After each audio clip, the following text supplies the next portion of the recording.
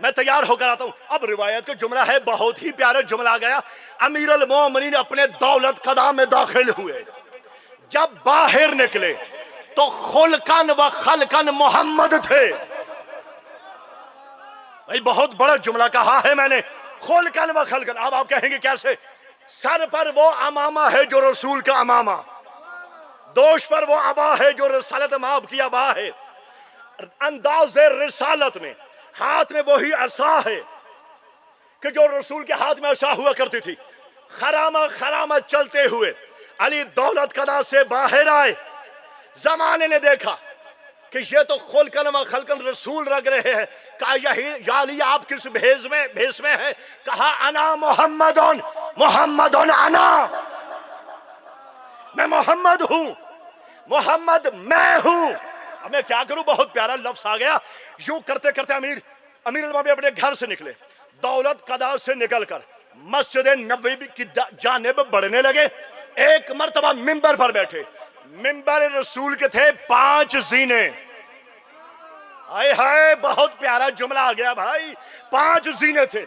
یہاں بیٹھا کرتے تھے حسنین کے نانا, یہاں بعد والے سمجھدار بیٹھے ہیں, یہاں اس کے بعد والے, یہاں ان سے بعد والے, یہاں وہ تھا جو ان سب کو بنتا دیکھ رہا تھا. اب امیر المومنین اب زمانہ یہی سوچ رہا تھا کہ یہاں رسول بیٹھا کرتے تھے, یہاں فلاں شخصیت, یہاں فلاں شخصیت, یہاں فلاں شخصیت. اب امیر المومنین یہاں بیٹھیں گے, لیکن نہیں, ہر ایک کی حسرتوں پر پانی پھیر دیا ہے. حیدر کرار نے مولا نے قدم رکھنا شروع کیے, وہاں جا کر بیٹھ گئے جہاں رسول بیٹھا کرتے تھے.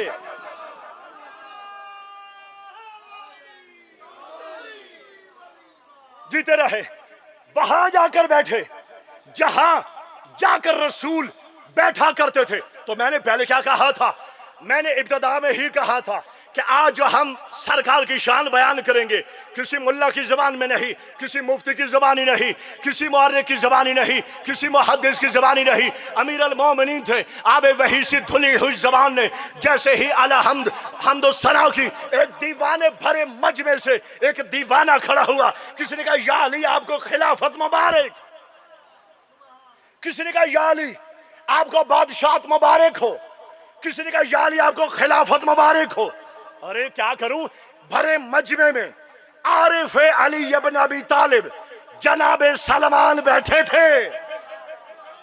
عارف علی ابن ابی طالب آل محمد کی ولایت تکوینیہ کا وارث سلمان بیٹھا تھا.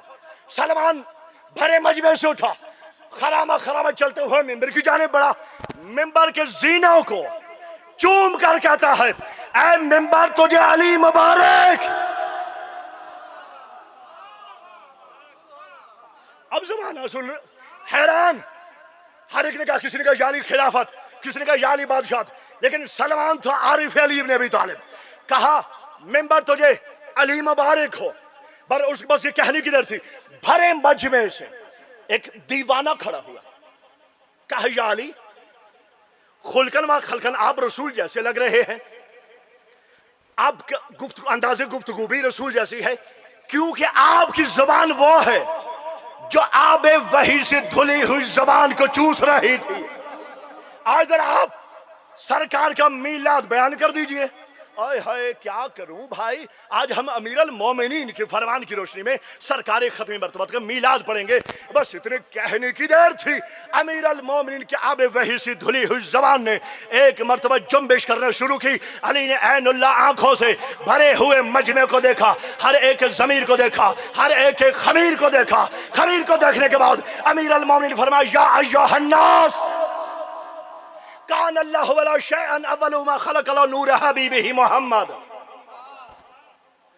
اول حبیبہ محمد قبل خلق الماء والعرش والکرسی والسماوات والارض والجنة والنار واللوح والقلم والملائکة وآدم وحوا بأربعة وعشرين ألف مئة عام. فكان نور نبينا صلى الله عليه وآله وسلم بين يد الله واقفا ويسبحه ويحمده والحق ينظر إليه فيقول يا حبيبي أنت أول مخلوقاتي وأنت المريد وأنت المراد فبعزتي وجلالي لولاك لما خلقت الأفلاك ثم خلق الله من نور محمد 12 حجابا اولها حجاب القدرت وحجاب العظمت وحجاب العزت وحجاب الہیبت وحجاب النبوت وحجاب الکبریاء وحجاب الشفاعت وحجاب الراحت. اور جیتے رہے یکے بعد دیگر میرے مولا نے حجابات گنوانا شروع کیے. اب میں کیا کروں؟ اگر عربی دان ہوتے تو سمجھ جاتے کہ مولانا نے کیا خطبہ بیان کیا ہے، لیکن آب وحی سے دھلی ہوئی زبان چل رہی تھی، زبانہ رک کر سن رہا تھا. روایت یہاں تک ملتی ہے کہ جو مسجد نبوی کے ارد گرد بندھے ہوئے جانور تھے مسجد نبوی سے باہر، ان کے گلوں میں بدھی ہوئی گھنٹیاں رک گئی، ہر ایک کے دل میں دھڑکن رک گئی، کیونکہ آج ممبر پر ممبر کا وارث تھا. کہا یا ایوہ الناس، اے انسانوں، کان اللہ ولا شیئن اول ما خلق نور حبیبہ محمد. اللہ نے سب سے پہلے میرے حبیب محمد مصطفیٰ کے نور کو خلق کیا. کہا اب دیوانہ کھڑا گیا. اس نے کہا یعنی خلق تو کیا ہے مگر کن کن اشیاء سے پہلے خلق کیا. کہا قبل از ما ملائکہ و آدم و حوا باربعۃ و عشرین الف مئۃ عام، تمام کائنات کی چیزیں تخلیق ہونے سے 24,000 سال پہلے اللہ نے حبیب خدا کا نور خلق کیا. او بھائی میں کیا کروں؟ مجھے تو یہاں پھر روایت دماغ میں آ گئی. روایت ہے جابر ابن یزید جوفئی کی، ہائے ہائے ہائے ہائے، جابر ابن یزید جوفئی کی روایت ہے. چھٹے امام کی بارگاہ میں آ کر کہنے لگا مولا یہ کائنات میں کتنے آدم ہیں؟ بھائی سوال وہی کر سکتا ہے جس کا جو ہوش و حواس میں ہو، جو علم و آگاہی حاصل کرنا چاہتا ہو. سوال اسی سے کیا جاتا ہے جب آدم بن رہے ہوں، یہ دیکھ رہے ہوں. جیتے رہے. اب چھٹے امام سے، اب میں اس کے بعد خطبہ آگے لے کے جاؤں گا. چھٹے امام سے جابر ابن یزید جوفئی نے سوال کیا. جیسے ہی سوال کیا کہ مولا کائنات میں کتنے آدم ہیں، امام نے فرمایا 1.25 لاکھ آدم ہیں. کہا مولا 1.25 لاکھ آدم، اور ہم کس آدم کی اولاد؟ کہا تم ہو آخری آدم کی اولاد، لیکن یاد رکھو ہر آدم کے زمانے میں مشکل کشا آل محمد. جتنے بھی کائنات میں آدم پائے جاتے ہیں ان کی تربیت کرنے والے ہم تھے. اب خطبہ شروع ہو رہا ہے امیر المومنین کا. تو جیسی راوی نے کہا کہ کب سے ہے، کہا کب نہیں تھے، نہ آسمان کی بلندی، نہ زمین کی پستی، نہ ستارے، نہ سورج کی چمک تھی، نہ ستاروں کی چمک تھی، ہائے ہائے، نہ چاند کی چمک تھی، نہ ستاروں کی چمک تھی، نہ سورج کی دھمک تھی، نہ گھڑی تھی، نہ گھڑیال تھی، نہ منٹ نے، نہ سیکنڈ تھے. کائنات میں کوئی لمحہ نہیں تھا. ایک وہ تھا، ایک یہ تھا. میں کیا کروں؟ اس نے کہا میں بھی ایک ہوں، یہ بھی ایک ہے. عربی زبان میں 2 لفظ استعمال ہوتے ہیں ایک کے لیے. ایک ہوتا ہے واحد، ایک ہوتا ہے احد. بھئی قل هو اللہ احد، بھئی کہہ دیجئے خدا یکتا ہے، تو احد کا معنی بھی ایک، واحد کا معنی بھی ایک. اس ایک نے اس ایک کو دیکھا، جیسے ہی اپنی توحید خطرے میں دیکھی فوراً نور محمد کے 2 ٹکڑے کر دیے. انا والی من نور واحد. جیتے رہے. اچھا اب یہ خطبہ بہت پیارا ہے بھائی، اگر اس کا ترجمہ ایک ایک لفظ پر کیا جائے. یہ خطبہ غالباً کوئی 1.5-2 صفوں کا خطبہ ہے. اس خطبے میں ایک ایک لفظ وہ ہے کہ جس میں موتی پرو دیے گئے ہیں. ٹھیک ہے. یا ایوہ الناس، ایوہ الناس ما کان نور نبینا صلی اللہ علیہ وآلہ وسلم بین ید اللہ واقفا ویسبح ویحمدہ والحق ینظر الیہ ویقول یا حبیبی انت اول مخلوقات وانت المرید وانت المراد فوعزت وجلالی لولا کلمہ خلقت الافلاق فانشق الکلم عند ذلك من حلاوت ذکر محمد وقال السلام علیک یا رسول اللہ او حلو علیک السلام منی ورحمت اللہ وبرکاتہ. آپ نے توجہ ہی نہیں کی. اب یہاں پھر ایک علمی مسئلہ آ گیا، وہ پھر آپ کی سماعتوں کی نظر کرے گا. سلام کرنا مستحب ہے جواب دینا واجب ہے. جیسے ہی اللہ نے اپنے حبیب کے نور کو خلق کیا، اپنے حبیب کے نور کو خلق کیا، اب اللہ نے کہا قلم سے کہ لکھ میرے حبیب کی شان. کہا کیا لکھوں؟ کہا لکھ لا الہ الا اللہ محمد الرسول اللہ. بھائی لا الہ الا اللہ محمد الرسول اللہ. اب یہاں ظاہری سی بات ہے، ہمیں کوئی جو بھی لکھوانا چاہے ہم پوچھنے پر سوال مجبور ہو جائیں گے. بھائی یہ تو آپ ہیں، یہ کون ہے؟ یہ کس کا ذکر ہے؟ جس کا ذکر آپ کے ذکر کے ساتھ ہے، جس کی فکر آپ کی فکر کے ساتھ ہے، جس کی ذات آپ کی ذات کے ساتھ ملی ہوئی ہے، جو بلا فصل آپ سے ملا ہوا ہے. تو اللہ نے کہا یہ ذکر ہے میرے حبیب محمد مصطفیٰ کا. اب روایت کا جملہ ہے جیسے ہی حسنین کے نانا کا ذکر آیا. اب یہاں روایت کا جملہ ہے جو قلم تھا کہ جس نے سرکار کا نام لکھنا تھا، وہ 1000 سال تک عشق محمد میں جھومنے لگا. بھائی روایت کا جملہ ہے 1000 سال تک عشق محمد میں وجدان میں آگے کلمہ جھومنے لگا. کہا لکھو. کہا مالک کیا لکھوں؟ ابھی تک روشنائی رواں نہیں ہو پا رہی. اب بزرگ تشریف فرما ہے، جوان بھی تشریف فرما ہے، اور ہم نے اپنے بچپن میں تختی بھی لکھی ہے. اب تختی لکھنے کے لیے ایک قلم کی ضرورت ہوا کرتی ہے. بھائی ایک ڈبی میں روشنائی ہوا کرتی ہے، لہذا جب تختی لکھی جاتی ہے تو قلم کو روشنائی میں ڈبویا جاتا ہے. لہذا قلم یہاں چلتا نہیں ہے. کیوں نہیں چلتا؟ بھائی جب تک قلم کے درمیان ایک ٹک نہ لگایا جائے، سمجھدار لوگ، جب تک فشکل کلمہ اندہ ذالک من حلاوت ذکر محمد، محمد مصطفیٰ کے ذکر کی مٹھاس کی وجہ سے کلمہ جھومنے لگا. کہا مالک کیا کروں؟ روانی تو ہے، ابھی خط نہیں کشیدہ ہو رہا. فشکل قلم عند ذالک من حلاوت ذکر محمد. اللہ نے قلم کے درمیان ایک شک ڈالا، یوں جیسے ہی لکھا. اچھا اب روایت یہاں وہ آگے نے کہ سلام کرنا مستحب، جواب دینا واجب. یہ واجب کیوں ہے؟ آج بہت پیارا میسج آپ سن کر جائیں گے. جیسے ہی قلم نے یہ لکھا لا الہ الا اللہ محمد الرسول اللہ، فخر القلم ساجدہ، فوراً کلمہ تعظیم خدا بندی میں سجدے میں چلا گیا. کلمہ سجدے میں چلا گیا کیونکہ سرکار کا نام لکھا تھا. کلمہ تھا وجد میں. کلمہ جیسے ہی یہ لکھا فسجدہ، وہ فوراً سجدے میں چلا گیا. اب جب روایت کا جملہ ہے کہ کئی ہزار سال تک کلمہ سجدے میں رہا، جب سجدے سے سارا اٹھایا، روایت کا جملہ ہے کہ کلمہ نے نور رسالت ماں پر سلام کیا. اب دھیان سے سنیے گا، یہ سلام کرنا کیا ہے؟ مستحب. جواب دینا کیا ہے؟ واجب. اب یہ مسئلہ اگر آپ آج اپنے ذہن نشین کر لیا تو آپ کو سمجھ میں آ جائے گا، اور آپ بڑے بڑے علم کے دعویٰ داروں سے پوچھیے گا کہ بھائی یہ کیا سبب ہے کہ سلام کرنا ہے مستحب، جواب دینا ہے واجب. تو اس کا سبب کیا ہے؟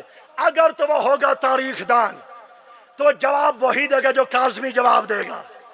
اگر وہ ہوگا توضیح والا مولوی یا لکیر کا فقیر، کہے گا ہم یہی سنتے آ رہے ہیں، وہ جواب کا سبب بیان نہیں کرے گا. حالانکہ اس کا سبب علل و شرائع شیخ الصدوق علیہ الرحمہ کی کتاب جو 2 جلدوں پر مشتمل ہے، جس کا نام ہے علل و شرائع شیخ الصدوق کی کتاب ہے، اس میں بھی سبب ہے. بلکہ اس میں تو کائنات کی ہر چیز کا سبب ہے. انسان کو انسان کیوں کہتے ہیں؟ 2 آنکھوں کے درمیان ناک کیوں ہے؟ پیشانی بالوں سے خالی کیوں ہے؟ اسی میں امام سے پوچھا گیا مولا یہ سلام کرنا ہے مستحب، جواب دینا ہے واجب، یہ ہے کیا؟ امام نے فرمایا وہ وجہ یہ تھی کہ جیسے ہی ہمارے نانا کا نور تھا، اس کی عظمت جب بتائی گئی قلم کو، قلم نے فوراً سلام بھیجا ہمارے نانا کی روح پر. تو سلام کس نے بھیجا؟ قلم نے. السلام علیکہ یا رسول اللہ وَأَوْحَى اللَّهُ عَلَيْكَ السلام مِنِّي وَرَحْمَةُ اللَّهِ وَبَرَكَاتُهُ، اشارہ سمجھ گئے ہیں؟ تو کلم نے کیا سلام، اوحنا اس نے کی وحی، کس پر وحی کی؟ کلم پر، یعنی کلم کے سلام کے جواب میں اللہ نے وحی کی کلم پر، وعلیکم السلام منی ورحمت اللہ وبرکاتہ، میری رحمتیں اور برکتیں ہو تجھ پر۔ اب مولا فرماتا ہے یہی سبب ہے، امیر المومنین فرماتا ہے یہی سبب ہے، سلام کیا تھا کلم نے، جواب دیا تھا اللہ نے، اس لیے سلام کرنا ہے مستحب، جواب دینا ہے واجب۔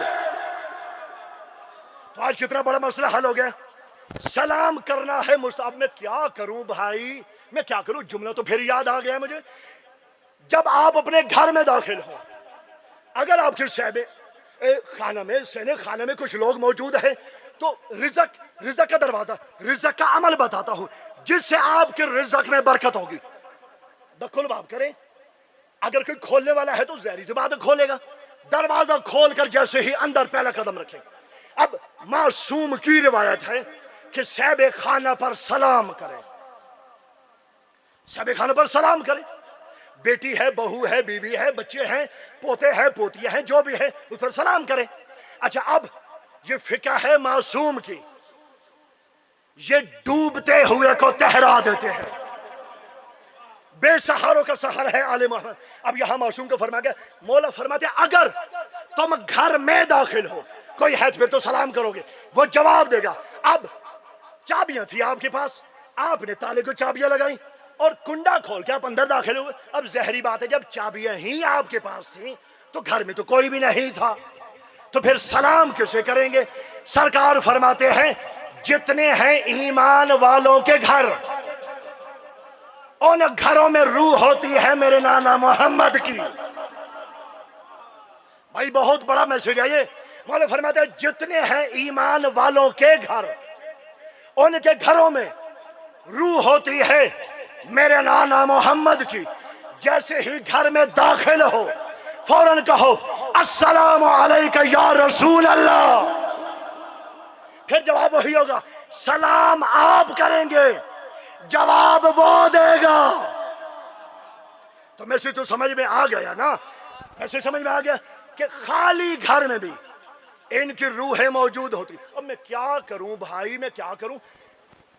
کل وزیرستان میں حملہ ہوا اور 50 افراد کو مار دیا گیا، بیک وقت 50 کو گولیاں لگیں، سب کی روح بھی قبض ہوئی، جسم بھی مردار ہوئے، جسم بھی بے جان ہوئے۔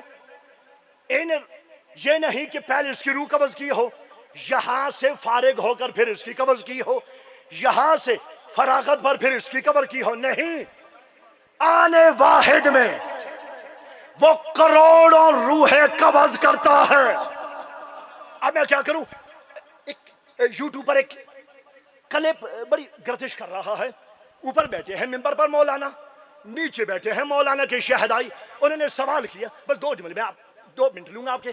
نیچے بھرے مجمع سے کسی نے سوال کیے پرچی دے کر کہ علامہ صاحب یہ بتائیں کہ ذاکرین کا عقیدہ ہے، اب آپ سن لیجئے گا وہ کلپ، ذاکرین کا عقیدہ ہے، ماتمیوں کا عقیدہ ہے، ولایت والوں کا عقیدہ ہے کہ ہر ایک کی قبر میں علی آتے ہیں۔ اب پتہ ہے اس مولانا نے جواب کیا دیا؟ اس نے کہا یہ عقل میں آنے والی بات نہیں، اب اگر خدا نخواستہ ان کی قبر میں علی آئے ہیں تو ان کی قبر میں کون آیا ہوگا؟ اس ظاہری بات پھر وہاں تو علی نہیں ہی ہوں گے، اور علی ایک جگہ پر ہی ہو سکتے ہیں۔ وہ جیسے ہی میسج میں نے سنا، میں نے کہا یقین ہو گیا مولوی انگوٹھے چھاپ ہے۔ بھائی اگر تھوڑے سا ہوش و حواس سے کام لیتا تو دروازے تطہیر کہ باہر ہے وہ کہ جو اجازت نہیں مانگتا، جو بچوں کو یتیم کرتا ہے، مستورات کو بیوہ کر دیتا ہے، وہ ہے دروازے کے بعد۔ جب تک اذن زہرا نہیں تھا وہ اندر داخل نہیں ہوا۔ اب اس کا کام کیا ہے؟ اس کا کام ہے روح قبض کرنا۔ اب اگر کوئی سید کسریٰ میں مر جائے تو روح کس نے قبض کی؟ بھائی ملک الموت نے۔ ابھی میسج پر بات ہو رہی تھی غالباً فون پر کسی کا آیا تو فلاں کسی گاؤں میں چودھری صاحب انتقال کر گئے ہیں، ہارٹ اٹیک ہونے ہوا، تو ان کی روح کس نے قبض کی؟ بھائی انہوں نے، ملک الموت نے۔ اٹلی میں اگر کوئی شخص مرے تو روح کس نے قبض کی؟ ملک الموت نے۔ فرانس میں کوئی مر جائے تو روح کس نے قبض کی؟ ملک الموت نے۔ دیوانے، جب دروازے کے باہر والے کا یہ حال ہے تو اندر والے کا کیا ہوگا؟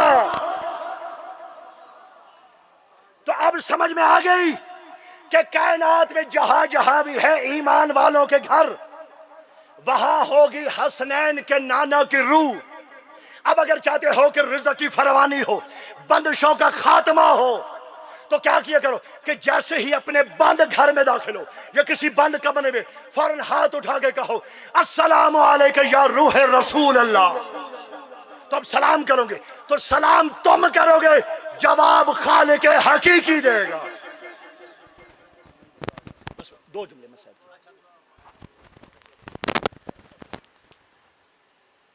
بس عزت بڑی تھی تو پھر مصیبت بھی بڑی تھی۔ روایت کا جملہ ہے کہ یہ وہ دروازہ ہے کہ جس پر نبیوں کے سردار آ کر رک جایا کرتے تھے۔ روایت کا جملہ ہے، علامہ صاحب تشریف لا رہے ہیں، 5 مہینے یا 7 مہینے کی روایت ہے کہ مسلسل رسول دروازے تطہیر پر رکتے تھے، آیے تطہیر کی تلاوت کیا کرتے تھے، کیونکہ دروازہ تھا زہرا کا۔ لیکن ظلم کی انتہا ہوئی، ابھی رسول کا کفن میلا نہیں ہوا تھا کہ دروازے زہرا کو جلانے کے لیے مسلمان آ گئے۔ بس ایک جملہ کہوں گا، ایک کتاب میری نظروں سے گزری تھی، ذبح عظیم فوک بل گرامی کی، انڈیا کے عالم دین ہیں، انہوں نے ایک بڑا درد بھرا جملہ لکھا ہے۔ وہ کہتے ہیں کہ مدینہ کی ایک گلی تھی جس سے امام حسن نہیں گزرا کرتے تھے۔ کسی سوال کرنے والے نے کہا، آپ توجہ رکھیں، میں سر 1 منٹ پڑھوں گا۔ سوال کرنے والے نے کہا، فرزند رسول وہ سامنے آپ کا دولت قضا ہے، آپ اتنا لمبا چکر لگا کے کیوں جاتے ہیں؟ وہ سامنے تو آپ کا دولت قضا ہے، مولا آپ یہاں سے کیوں نہیں جاتے؟ کہا سوال کرنے والے، تو نے حسن کا کلیجہ چھلنی کر دیا۔ کہا مولا میں نے صرف اتنا کہا وہ سامنے آپ کا دولت قضا ہے، آپ اتنا لمبا چکر لگا کے اپنے گھروں کو جاتے ہیں، مولا یہ شارٹ کٹ گلی ہے کیوں نہیں جاتے؟ کہا تجھے پتا ہے کہ جب میری ماں زہرا نانا کے دربار سے اپنے حق کی دلیلیں دے کر اپنے گواہوں کو جھٹلاتا ہوا دیکھ کر جب پلٹ رہی تھی تو مولا فرماتے ہیں جب اس گلی کی نکر پر آئی نا میری ماں، ایک ظالم نے کچھ اس انداز میں میری ماں کو پرسا دیا رسول کا کہ اب جب اس گلی سے گزرتا ہوں مجھے ماں کی مظلومیت یاد آتی ہے۔